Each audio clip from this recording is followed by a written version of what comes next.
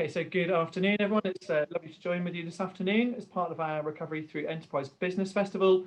This is our Friday afternoon session, which for me is a particular joy and a highlight because I'm going to meet with three people that I've come to know through these days, through the strange times that we're living through, but all of which I've tried to summarise in this title, Life Through a Lens, because everybody works with cameras to some degree, either in front of them or behind them, or maybe a little bit of both at different times. So it's a great pleasure that I can introduce Mark Saggers, Ian Griffiths and Robin Kirkley.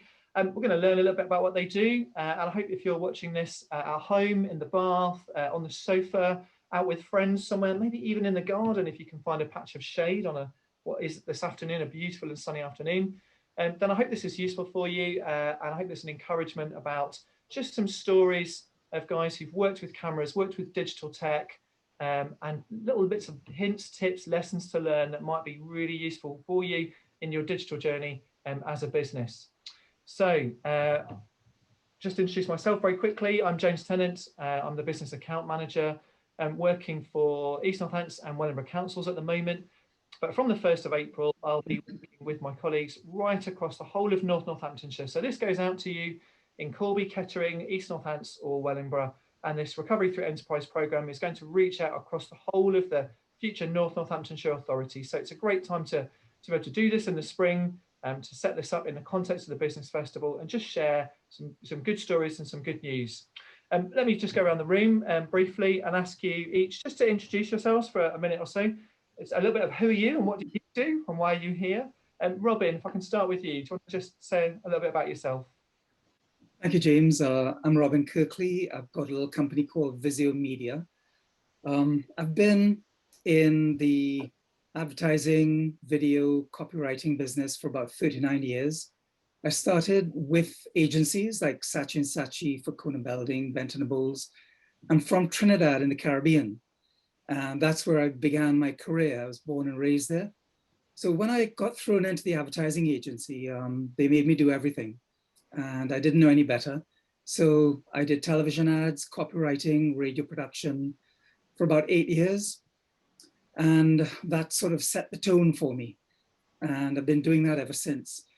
I've got clients now. I tend to work with various clients, small, micro, some very large. And it sort of goes in seasons, really. But essentially, what I am is a storyteller. And growing up in Trinidad, the culture, there's very much a storytelling culture in the music, in everything, really.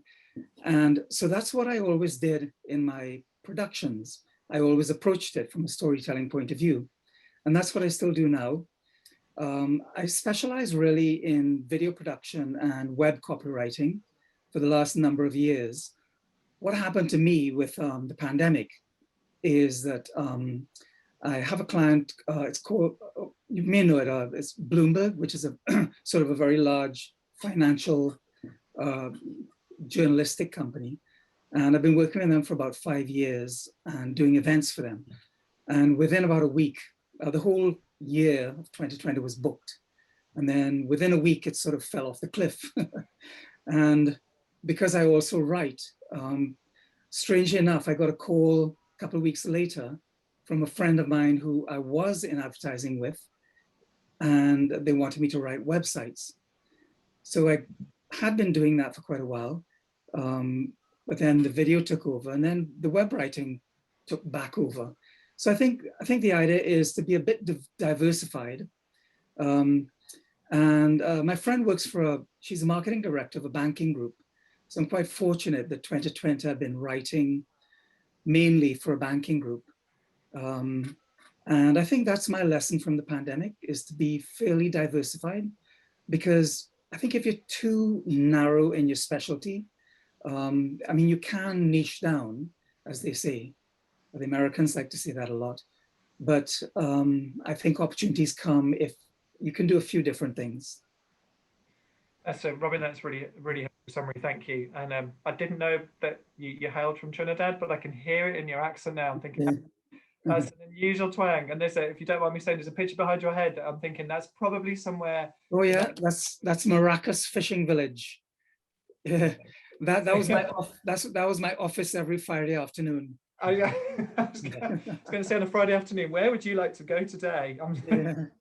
That's going to be high on the list. That's Robin. That's great. We'll come back on some of those points in a minute. Mark, if I can just bring you in. So, Mark, Yeah, a bit about who you are and where you come from.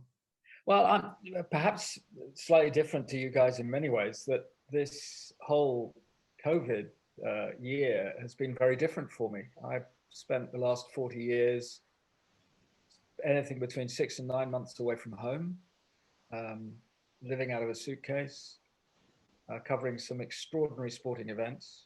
And going right the way back, I tried to make it as a cricketer. And I failed eventually, Northamptonshire and at Derbyshire and elsewhere. And then I played good cricket and minor county cricket, and actually played with a couple of really great West Indies players as well. Derek Parry, I was a wicketkeeper, and he was my off spinner, and another guy called Ray Winter, who also opened the bowling with Michael Holding. And so cricket was my thing, and all sport really. And I came from a sporting family. And I just knocked on the door of a local radio station in Cambridge and said, I want to come and talk about something that I can't play well enough to earn a living on. And in those days, it was a BBC local station that had just started. And I was inspired by the sports producer who said, yeah, you can come in and help me out on a Saturday afternoon. And I did it for 2 years for not very much money. I was trying to sell insurance for a living at that stage, which I was terrible at. And then I managed to just get a 3-month contract, making tea for the breakfast show presenter in the morning and learning how to use all the gear. And from there, began to do some voice work and was very lucky. I never went to university or anything like that, but the BBC in London had a wonderful, it was a non-graduate production A and B course, which lasted for 18 months. And I applied for it, and I got it with what was then Sport and Outside Broadcasts in London.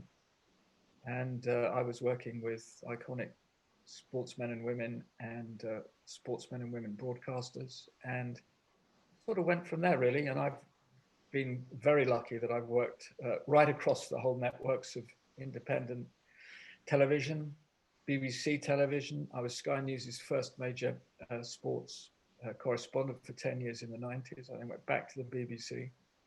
I've now found, like we all do in the end, that myself at a company called Talk Sport, I cover a lot of football still, including England and Premier League. And but I've also, with my wife, who was a broadcast journalist too, she worked an awful lot. We did a little bit of video and commercial work with Jane, a lot more than I did. I did some voiceover work and what have you.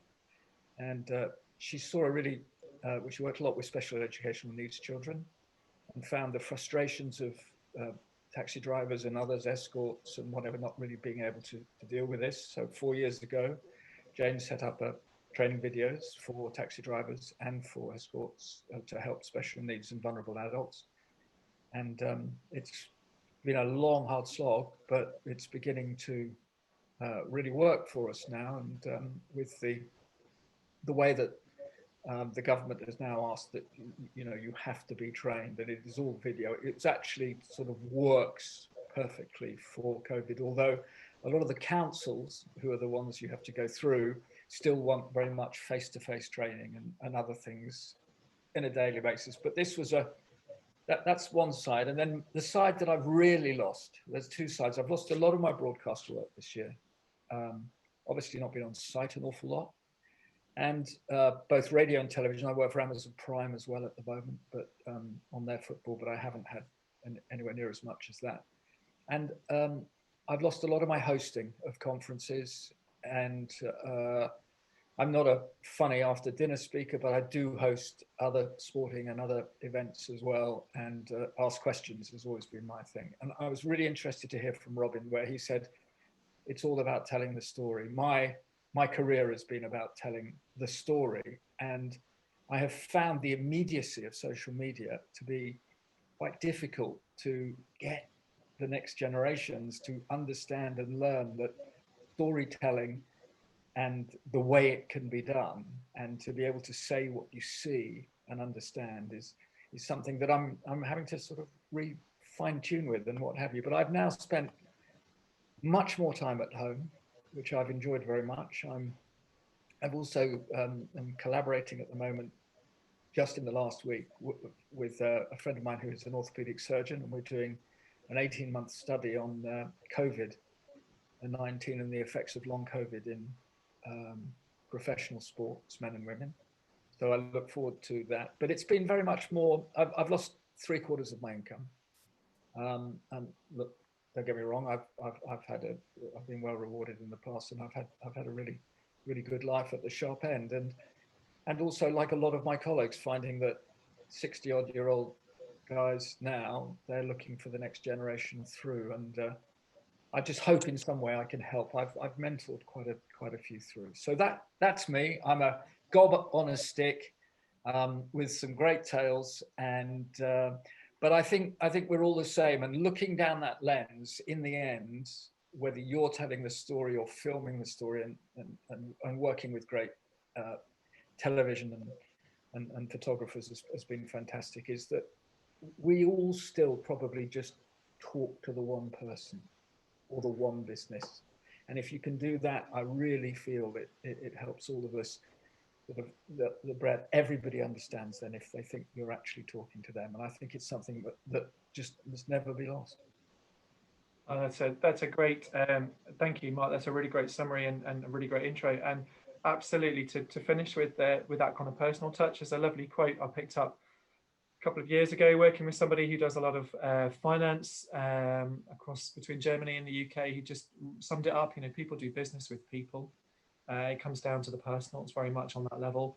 And certainly in our in the business support call that we did yesterday afternoon, that was part of the discussion as well, was that, at the end of the day, it comes down to trust, openness, honesty, the feeling that you can connect with somebody and get where they're coming from. So Mark, that's great. There's I feel that I should really let it go to you, but I'm going to carry on and dangerously sit on this hot seat that is the host, and we'll come back in a minute.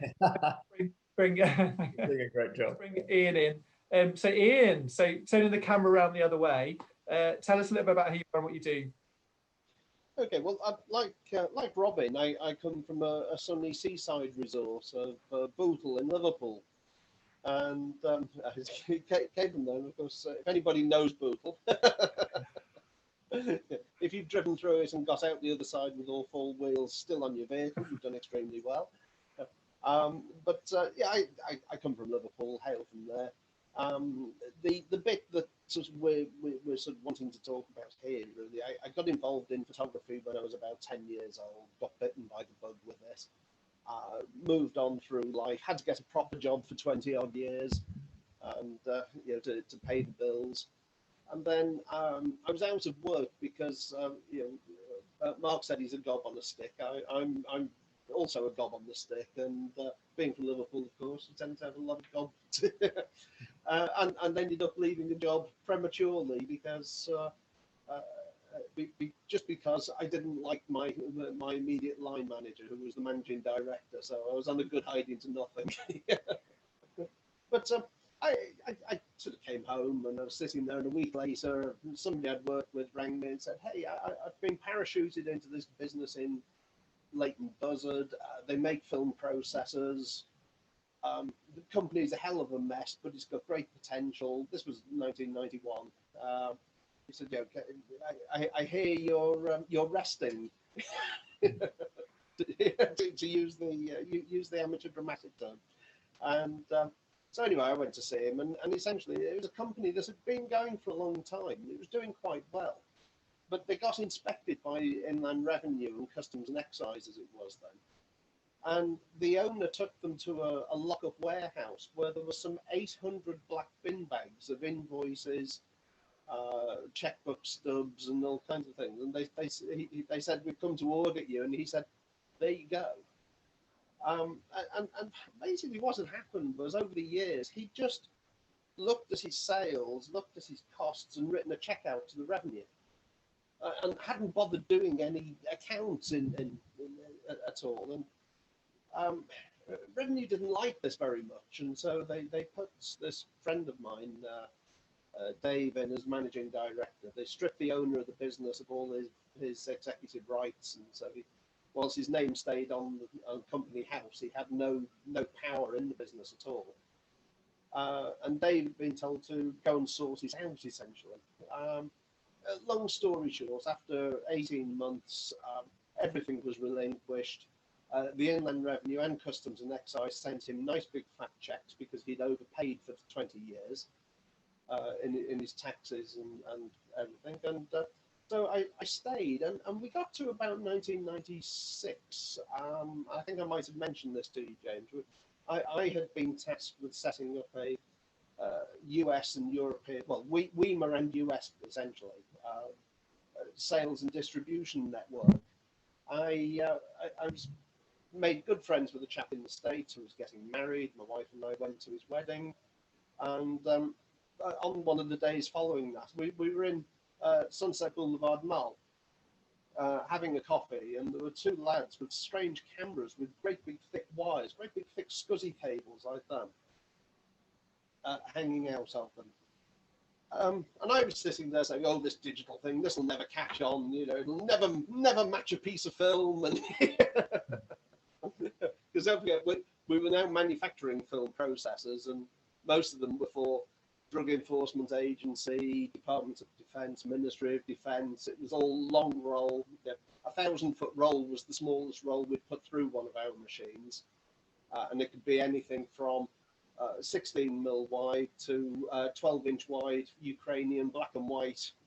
Shoot it from 65,000 feet and read the byline on the newspaper, not the headline.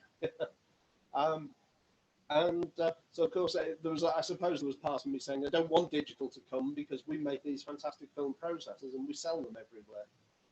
So I was pontificating. I wandered off and went and got more coffee and cake and that type of thing, came back.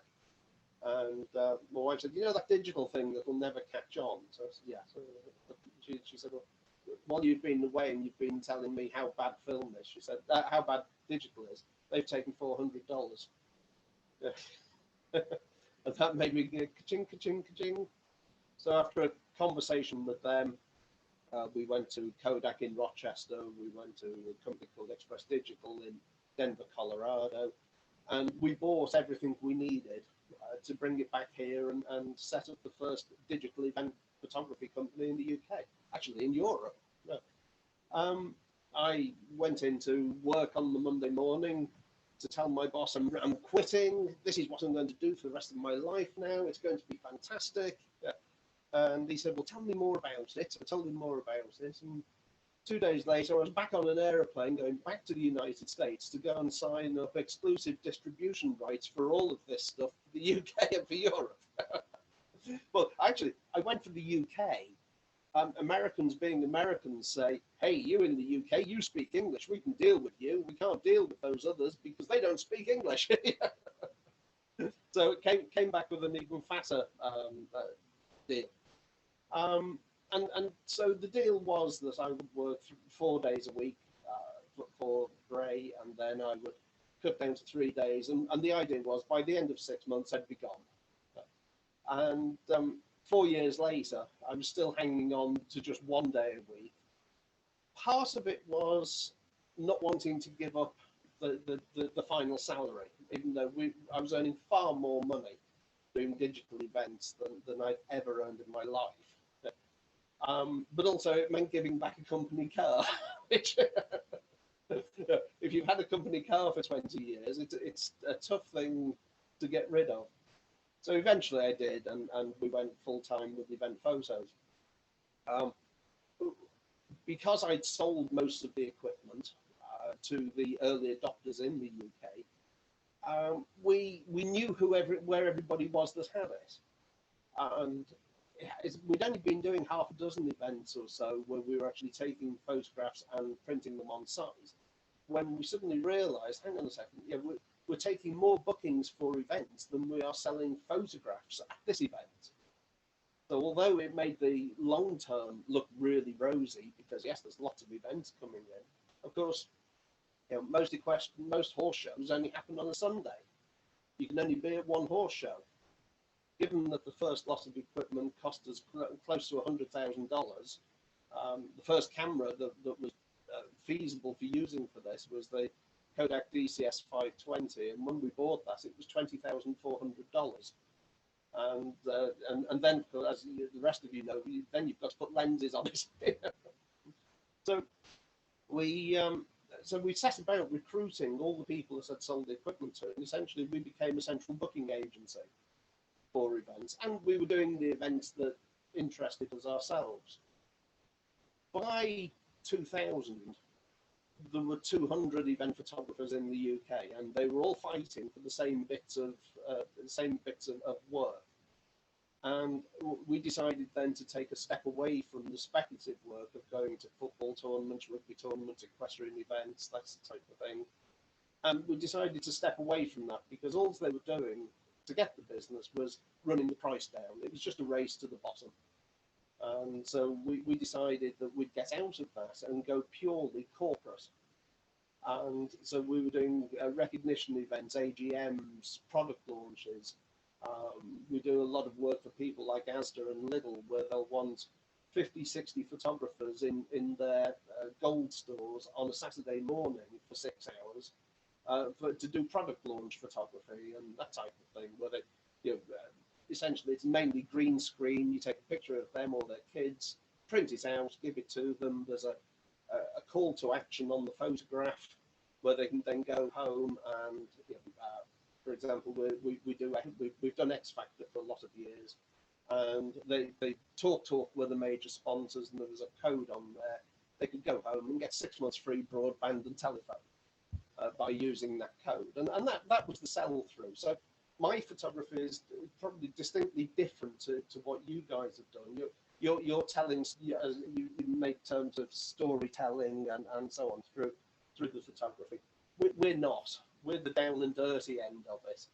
Stand there, smile, click. Stand there, smile, click. And keep that going for 6 or 8 hours a day. Our biggest ever event of that type, to give you some kind of scale, was the Farnborough Air Show. We've done it biannually with Airbus for a number of years now. And we can print 250,000 prints in a weekend of people standing in front of engines, standing on wings of airplanes, and that type of thing. And so it's not about creating art. And we go through more photographers because they want to get creative. And we actually find it's better to hire students with no photography background, set the camera up for them, give it to them, and say, right, every time a motocross bike comes over that jump, press that button. Yeah. Of course, we have got some infrared traps as well that we can use for that type of thing. But because we don't want them to think about shadow detail. We don't want them to think about being creative. If you've got 250,000 people queuing up over a weekend, you've just got to get a photograph of every single one of them, and get it printed and get it in their hands, and that's the whole logistical thing. I mentioned to James when we were talking, 22nd to the end of March last year, I had 184 events cancelled within the week. I haven't worked since, because the sort of people I work for, Airbus, Avon Cosmetics, Barclaycard, they have all scrapped their events, obviously, for 2020.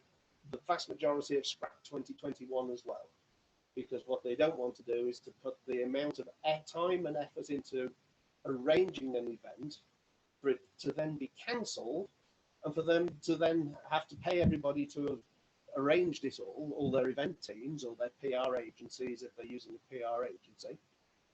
They don't want to do that and then have to pay cancellation fees as well. So although I've kept in touch probably on a monthly basis with my top 30 clients, nobody is planning anything for this year.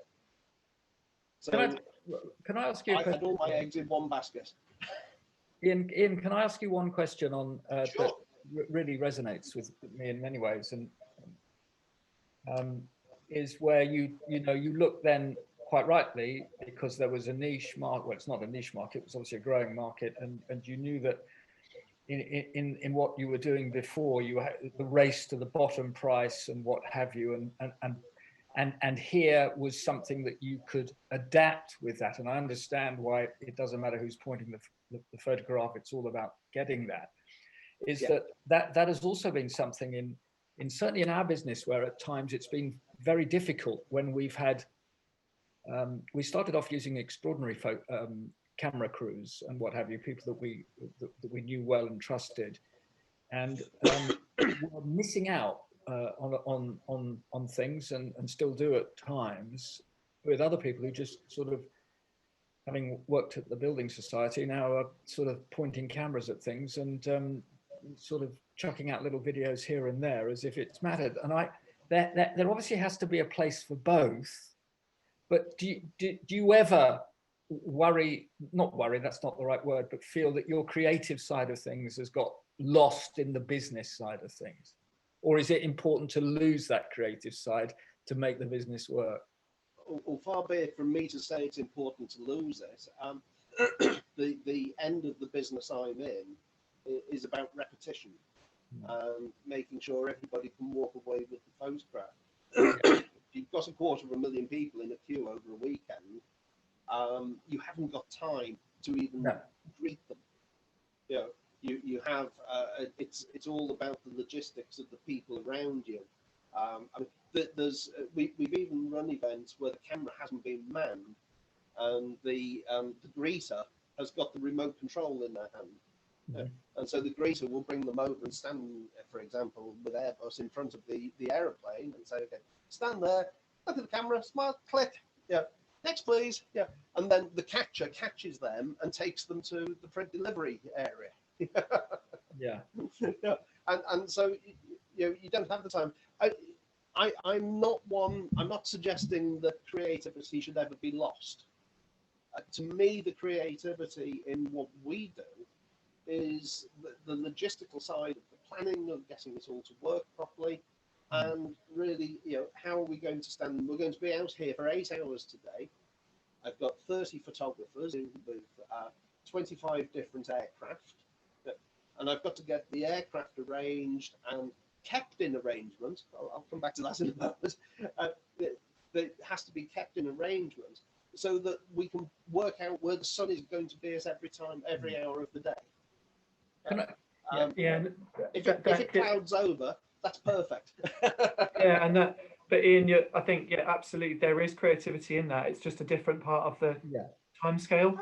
You've preempted something, and you've ensured, because what's coming across to me is that you've captured a moment, which is what a still image does. It captures a moment, and I would say the moment, then there's a memory and there's meaning with that. Otherwise, what do we know about digital photography now? So one of you might be able to tell me, but there are more, I think, more digital photos were taken in the last, year than ever in the history of photography. Absolutely. Are still wanting to have that image.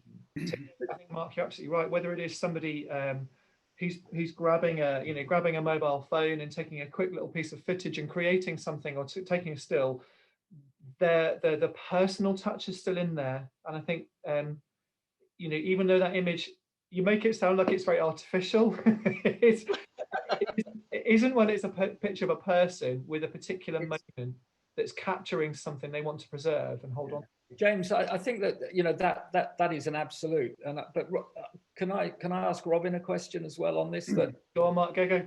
That I feel as well, Robin, with this side of things, telling the story, the attention span has changed now with the immediacy, obviously, of social media and everything.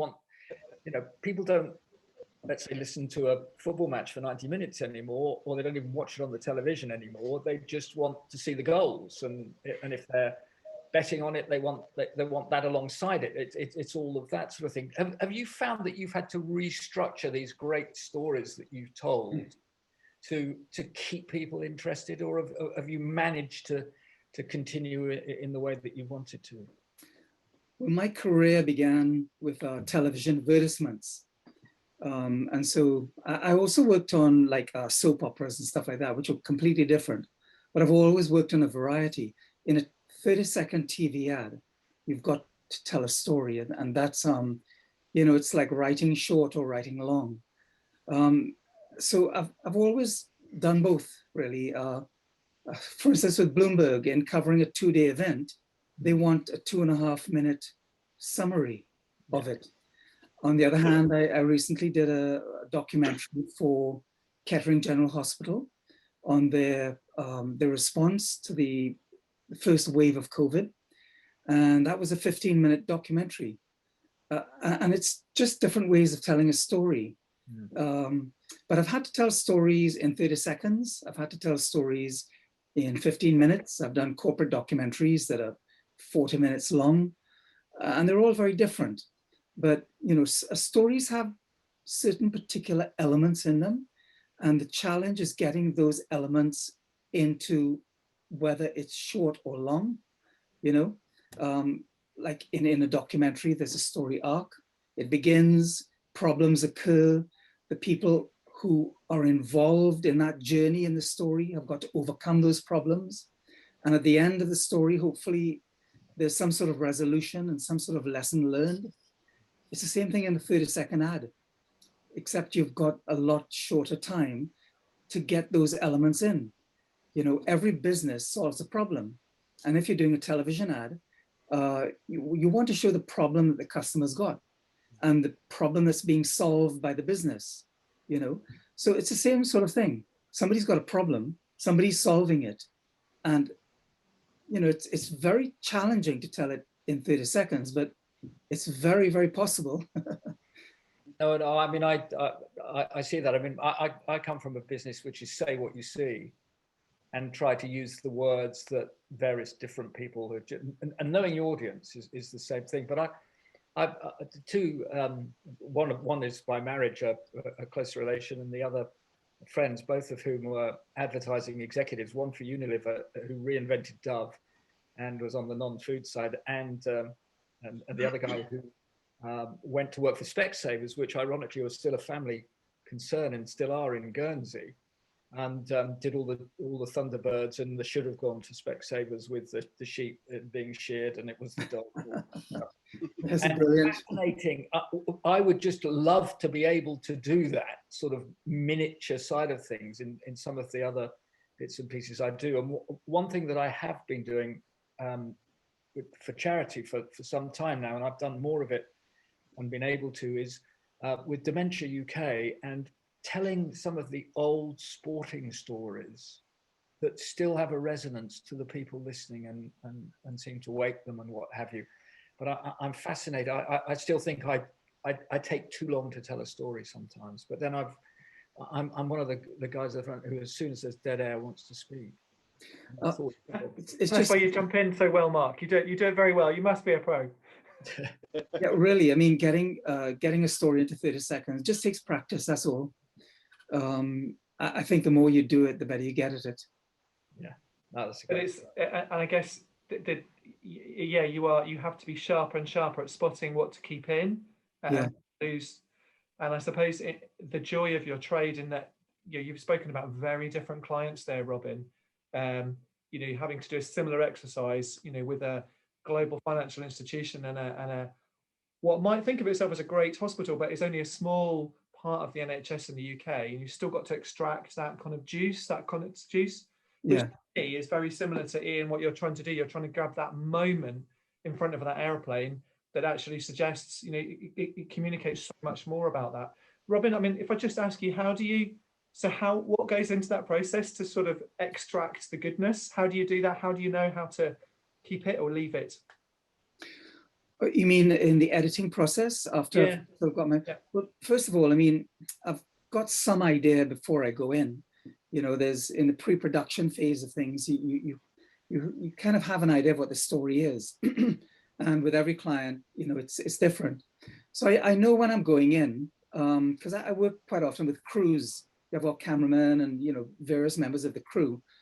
And so it's got to be fairly organized. And I go in and I capture everything that I feel that I need, you know, from the A roll, which is the main footage. Then, of course, the B roll, which supports all of that main footage that you need in the editing. Then when you get into the editing suite, you might find you have to be creative in the sense that you know what you want to say, you know what your limitations are, and you're always working within limitations. So, you know, whether it's a deadline or a length, if it's got to be 30 seconds, you can't go 31, you know. So you work within those limitations, and then you begin and just make sure it's interesting, but you make sure you're telling the story. And the story is always there. You know what you want to say. You know what the outcome is. You know what the lesson is at the end. And there's a call to action at the end. And you know what you want that to be. And so it's a matter of practice, of just getting the bits and pieces in. Editors, amazing people. You know, I go in as a producer, director, and I sit with an editor. And the editor will see things that maybe I didn't see at all. Very, very often, you know, and they'll point things out, and between us as a team, it all comes out nicely at the end, you know. It seems so different to what we do. One of the last things we do before we shut down as an event is hit delete, and then run a disk scrubber across the drive, because the clients don't want those photographs available anywhere else. Mainly for one selfish reason. They don't want somebody phoning up and saying, "Oh, I had a photograph taken on Sunday at Farnborough Air Show. I was with my son. I need another copy of it." Because of course that's not what it's about. It's about get it now and so on. So it's interesting listening to you talk about, you know, directors. You know, and I've seen a video director at work, and it's amazing their attention to detail in split seconds. They see things. For example, you know, you've got some books behind you there, and they'll say that one's upside down. Yeah, and simple little things like that. You know, you say to them, well, why does that matter? So because it will irritate somebody, and if it irritates them, they won't buy. Yeah. Whereas, yeah, as I say, yeah, we finished an event and we just delete, just hit the big red button. Do you both think as well that when we begin to move out of COVID, or however it's going to work, that both of your businesses will have to readapt to anything? Or do you think that because there's a lot of talk about globalization at the moment, which of course we've seen that as we've grown older sort of come to the fore, but there is big talk again that there will be more introverted, going back to where you were, and people comfortable more within their own scene, and changing the mix between work and life and balance, and that you guys have got to be at the front of all of that, really. My answer is if too many people change jobs. Yeah, you know, people buy from people they like. You know, for 20 odd years now, I've dealt with lots of people, and then who have then gone on to retire, and I've dealt with their deputy who was in post, and that's usually great because you get the continuity of the personal connection. What concerns me about what you know, it's really annoying me now where everyone says about this new normal. Yeah, yeah, it'll just be normal, whatever it is. But you know, is if lots of people say, I don't want to go back. You know, I'm done. I'm out. And then somebody new comes into the role, and then you've got the whole issue then of rebuilding a relationship with them, that you might not even know that person's changed for a month, 2 months, and by which time they might be coming in with their own solution, with their own service providers. That's the bit that concerns me. What I'm finding is that with the video, especially, a lot of the small micro businesses that obviously a lot of my networking has been, you know, online with Zoom and so on. And that's where I met James, is with a local networking group, the Roundtable group. But I network all around the area, virtually at the moment. But just about every business owner is wanting to do some form of video, but they're not looking for big crews to come in to film. So they're looking to do it themselves. And what I find that I'm doing is helping people to learn how to tell a story with their phone, because they want to film a little video. And I tell them, you can use your phone, because they're feature-length movies being made at the moment with iPhones. And you can use your phone, but make sure that there's a story in it somewhere. If you're going to put a minute and a half together that you're going to put on your social media feed, think about it and think about how you're going to tell it. And that's what I find myself doing. And then, of course, there's some technical things like, don't shoot into the sun, simple things, lighting, just various things like that. But that's fairly minor because people are used to filming with their phones, taking, stills and little videos. They're used to doing that. It's fairly common. But what they're not used to doing is telling a story with it. Yeah. And that's what I find that, I'm sharing with people a lot, is how to approach telling a story with your phone. And I was on a big network, not a networking, a seminar thing just yesterday. And there are companies in the States now that are specializing in mobile video. So that they've created like pieces of equipment that hold your phone, where there's a microphone on top, there's a little light on top. And it's a pretty big business growing now in the States, mobile, filming. And it's getting bigger and bigger, and I'm sure it's going to come over here. I mean, it's probably here already. But the equipment, that they're inventing over there, it's all set up for mobile video. A lot of YouTube tutorials now on shooting mobile video.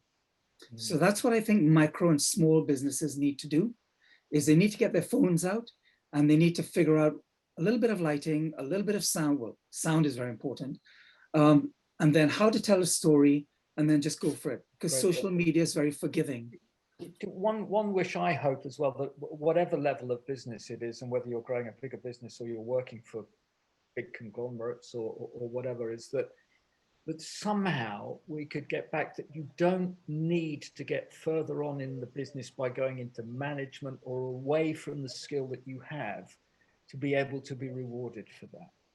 There are still very few big companies that will allow creative people to carry on with the job that they wanted to do when they first came in, all the way through a career. They have to go away from what they want to do into certain management, which I think has caused real problems and stagnation for an awful lot of people, that the people have only gone into that because they're now in their 30s and 40s, and that's where they need to change. Do you think that the feel of finance is going to be different now as well? Is that people will not always just be chasing, as Ian has found with these big companies, the big buck, the fast buck, and screw the rest, basically? Like the field of finance, I'm working right now with a banking group, and it's a merchant bank, and the merchant bank has got 2 insurance companies, finance company that just bought a retail bank. But the CEO of the merchant bank is very, very tuned into technology. And he's going very, very big on digital marketing and content marketing. Mm-hmm. So when you say finance, I'm thinking in terms of, in my experience, working with a financial group, and they're going really into digital marketing. And they're very happy to do videos on Zoom, interviews, Bloomberg style, because they're very much into Bloomberg. If you look at Bloomberg now, they're doing Bloomberg Live. And the Bloomberg journalists are interviewing people. And the people that they're interviewing are in all kinds of various situations. They're not in studios, they're in their living rooms, they're all over the place, and it's become very accepted now. Yes. So, the bank is very happy with that. And I think that small businesses as well should be happy with that. I mean, one of the ladies in the Oundle networking group, Elizabeth, she's beginning to interview business owners. How's your business? What have you done during the pandemic? How have you pivoted? And, you know, it's very acceptable to have a lack of technology, little hiccups Yeah. during bad lighting and stuff like that. But everybody's beginning to do it. And I think, Can I unashamedly plug something after you just said about the networks you were talking about, that my wife works with Make It Your Business, which is a networking group that's set up specifically to help women in business in our area, in East Northamptonshire and in the Corby area. And each group mirrors the parliamentary constituency. They look in this area after East Northampton and Corby. And for a one-off fee of just £15, you can have a lifetime membership and access a nationwide network of women in business and source whatever skills or help you need, and they get together online and they have these. I think this is nearly like sort of going back to the old villages, but having been made it so much bigger by the extraordinary technology. And so from that point of view, it really must help. Particularly, I think of mental health and other things. If you've worked so hard to get a business in one area, and you can now get hold of somebody somewhere else in the world that perhaps has had the same problem, and how important that could be, even if you think, oh, you know, am I worthy in this area of the country that's not thought of in big business? And I think very much so that side of the marketplace is definitely something that everybody should try and tap into. Mark, I think you're absolutely right, and the plug is fine, by the way. So, because that's absolutely the ethos of this business festival. Really, there's content today. The other little bits of content that we've done. In a previous session, I talked about what recovery through enterprise is really, and there were two lines that I used in that. I would have initially said a couple of years ago, I would have said, get connected. And if you're starting a business or you're working it and you're in a rural area, it feels hard and dry and slow, who can you connect with and how can you do that? And that begins by network connections. And in those days, it would have been walking into the parish hall or wherever that network was and working the room. And now you can't do that. So go and find them. I mean, one of the joys of the Oundle network that Robin's mentioned is that actually set up and launched with the pandemic, which is really exciting. Having traveled around local networks around this time, several of them struggled and couldn't make the change. So, you know, talking about the COVID, you know, reveals whether you're a dinosaur and you're going to go extinct, or whether you're going to be the amoeba and you're going to evolve into something better. So, you know, I've seen that happen. I've seen those changes happen in local networks and in national networks as well. And so that's absolutely spot on. I think you're absolutely right, Mark. And I think the joy of what we're talking about as well. So we learned as a council, when this happened, I said, we need to do some podcasts.